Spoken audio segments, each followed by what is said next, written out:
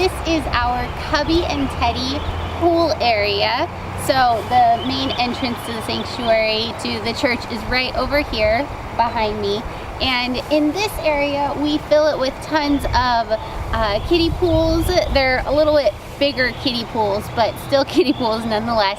And while they're out here, the Cubbies and the Teddies are playing and they're running and jumping around. Some of the kids will be playing in the pool, some of the kids will be laying out on their towels. They kind of all do their own thing, but we want to be interacting with them, and we want to be making sure that they're staying safe by staying in this area. Because one thing you can't see is right behind the camera is the street, is the parking lot. And so there won't be any parents or any traffic coming in and out because the day's not quite done yet, but we still do want to make sure that they are safe while they're here. So when you guys are in this area with them, we do ask that you guys kind of make a perimeter around the pools. And the reason for that is because if you're standing back here and a Cubbie goes and runs towards the street, you telling them to stop isn't gonna do much for them. But if you guys are making a perimeter and they run towards you, you can easily say stop and go back the other direction. So when you're there to physically help them and assist them, it means a lot more. So the other thing you guys will have while we're here is in this back area, there will be otter pops. So a couple of you may be wanting to cut those otter pops for the kids. They each can have an otter pop. You guys are more than welcome to enjoy one as well. Tastes very nice on a hot day. And then the kids bring the wrappers there when they're done and eat them over there and enjoy them.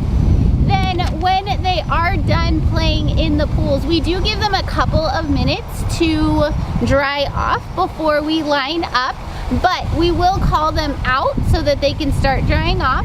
At that point, we encourage them to either lay out in the sun or grab their towels and dry off, whatever that looks like for them, but they're basically out of the pools.